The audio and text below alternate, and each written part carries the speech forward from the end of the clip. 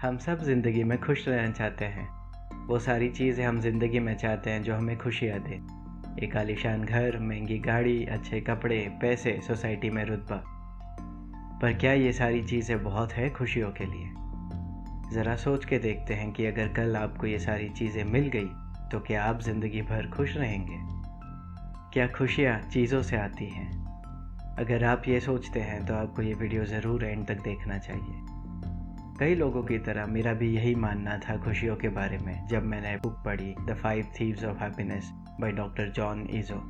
Doctor John Izzo एक businessman, corporate adviser, author और एक मच इन डिमांड स्पीकर है जो बात करते हैं चेंज, कॉर्पोरेट सोशल रिस्पॉन्सिबिलिटी और हैप्पीनेस जैसे टॉपिक्स पे। डॉक्टर जॉन इज़ो एक 10 महीने के सबैटिकल पे थे खुद को रिजुविनेट करने के लिए, जब उन्होंने फील किया कि हमारे खुशियों के दुश्मन हमारे अंदर ही हैं। अपने स्पेन के टूर पे जब वो कैमिनो डी सैंटियागो ट्रेल पे चल रहे थे, तब उन्होंने रियलाइज़ किया कि हमारे 5 थॉट प्रोसेसेस हमारी खुशी के ब्लॉकेज है। उनका ये मानना है कि हैप्पीनेस हम सबके ही पास है और वो एक इनर स्टेट है, और इसीलिए उन्होंने इन 5 थॉट प्रोसेस को नाम दिया है थीव्स ऑफ हैप्पीनेस, यानी वो चोर जो आपकी खुशी चुराते हैं। सबसे पहले थीव को उन्होंने कहा है कंट्रोल, यानी नियंत्रण को। अब मान लो कि आपको एक इंटरव्यू के लिए जाना है।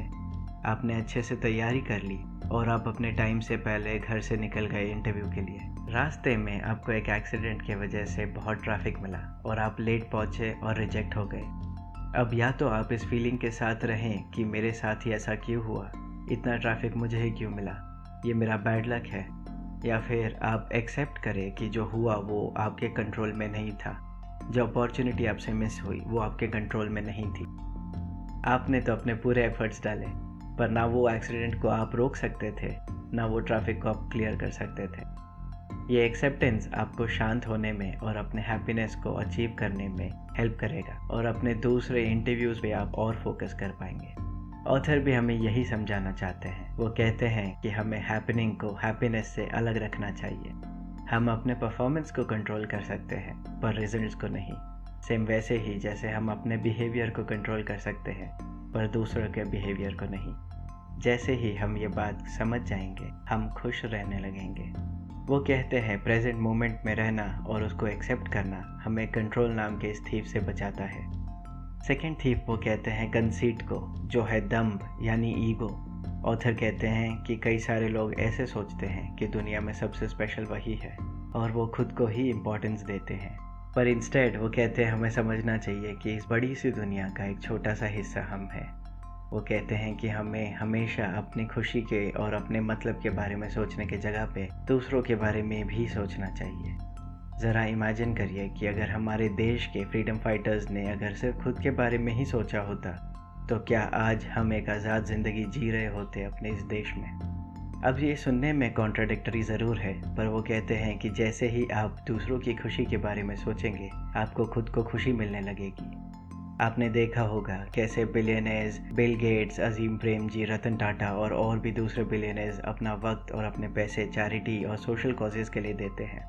तीसरे चोर को उन्होंने कहा है कवेटिंग, यानी लालच। ऑथर कहते हैं ज़िंदगी में कुछ और हासिल करने की सोच बुरी नहीं है, पर हमें यह ख्याल रखना चाहिए कि ये सोच लालच और उस लालच से जलन में ना बन जाए। आज हम में से कई लोग हमारे पास जो चीज़ नहीं है उससे ज़्यादा दूसरों के पास क्यों है उससे जलते हैं, और कई सारे लोग तो अपने घरों को बड़े एक्टर्स और बिजनेसमैन के घरों से कंपेयर करते हैं। ऐसी लालच और जलन हमें कभी खुशी नहीं देगी। ऑथर कहते हैं कि इस थॉट को हराने के लिए हमें ज़िंदगी में क्या मिला है उसके लिए खुश रहना चाहिए। वो ये भी कहते हैं कि हम जिस इंसान से जलते हैं उसकी कोई एक अच्छी क्वालिटी हमें ढूंढनी चाहिए और अप्रिशिएट करनी चाहिए, जिससे हम कवेटिंग को हरा पाएंगे। चौथे चोर को उन्होंने कहा है कंजम्पशन, यानी उपभोग का। चीज़ें हमें आराम देती हैं, खुशियाँ नहीं देती। हम चीज़ों में खुशियाँ तलाश कर अपनी खुशी को खुद से दूर करते हैं। ऑथर कहते हैं एक नया घर, एक नई गाड़ी हमें खुशी ज़रूर देंगे पर वो टेम्पररी होगी, और कुछ महीनों बाद हम किसी और चीज़ में खुशी ढूंढने लगेंगे। इसके बजाय हमें जो मिला है उसमें खुश रहना चाहिए। आपको ज़िंदगी में अपग्रेड ज़रूर होना चाहिए, पर यह थॉट प्रोसेस कि एक नया आईफोन या एक नई कार आपको हैप्पीनेस देगी, ये थॉट प्रोसेस से बचें। ऑथर कहते हैं कि हमें ज़िंदगी में जो मिला उसके लिए खुश रहना चाहिए और अपनी खुशियों को चीज़ों से नहीं जोड़ना चाहिए। फिफ्थ थीफ वो कहते हैं कंफर्ट यानी आराम को। अब आप सोचोगे कि कंफर्ट तो हैप्पीनेस देगा, उसमें गलत क्या है? पर ऑथर कहते हैं कि हमारे ब्रेन को चैलेंजेस देने से और कुछ अनकंफर्टेबल करने से हमारी हैप्पीनेस इंक्रीज़ होती है। वो कहते हैं कि सेम पैटर्न में रहने और सोचने से हमारी ज़िंदगी में ग्रोथ नहीं आती और हम दुखी रहने लगते हैं। वो कहते हैं हमें हर रोज़ एक कोई नई चीज़ को थोड़ा डिफरेंटली करना चाहिए। हो सके तो एक दिन ऑफिस आप दूसरे रूट से चले जाओ, या एक दिन आप अपने पार्टनर को सरप्राइज़ देने के लिए वीकडे पे डिनर प्लान कर लो। कुछ नया सीखने के लिए आप खुद को एनरोल भी कर सकते हैं। वो कहते हैं कि कुछ नया ट्राई करने से आपके कंफर्ट पैटर्न्स ब्रेक होंगे और आपको एक अच्छी फीलिंग आएगी। हमारे ब्रेन को एक पैटर्न में स्टक रहने के लिए नहीं बनाया गया है और थोड़े अनकंफर्टेबल चेंजेस आपके ब्रेन को खुशी देंगे। अब ये तो थे वो 5 थीव्स जिनके बारे में ऑथर ने कहा। उनको हराने के लिए ऑथर ने एक 3 स्टेप एक्शन प्लान भी दिया है। वो एक्शन प्लान है नोटिस, स्टॉप एंड रिप्लेस। वो कहते हैं कि हमें अवेयर रहना चाहिए अपने थॉट पैटर्न्स का, और जैसे ही इन 5 थीफ में से हमें कोई भी दिखाई दे, हमें उसे स्टॉप और रिप्लेस करना चाहिए।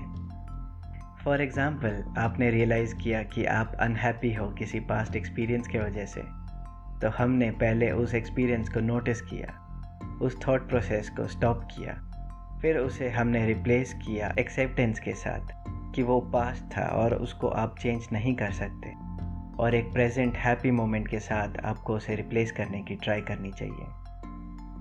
तो ये है आपके लिए क्विक रिकैप 5 थीव्स का। 5 थीव्स है कंट्रोल, कंसीट, कवेटिंग, कंजम्पशन और कंफर्ट। उसे हराने के लिए ऑथर ने एक 3 स्टेप एक्शन प्लान दिया है, जो है नोटिस, स्टॉप और रिप्लेस। मैं आपको रेकमेंड करूँगा ये बुक ज़रूर पढ़ने के लिए, क्योंकि हम पूरी बुक वीडियो में कैप्चर नहीं कर सकते। बुक का लिंक मैंने आपको डिस्क्रिप्शन बॉक्स में दे दिया है। अगर आप चाहें तो इस बुक को ऑडिबल पे भी सुन सकते हैं। ऑडिबल का 1 महीने का फ्री सब्सक्रिप्शन का लिंक भी मैंने आपको नीचे बॉक्स में दिया है। अगर आपको वीडियो पसंद आया हो तो इसे ज़रूर लाइक करें, शेयर करें और ऐसे ही वीडियोस देखने के लिए चैनल को सब्सक्राइब करें। Thanks for watching.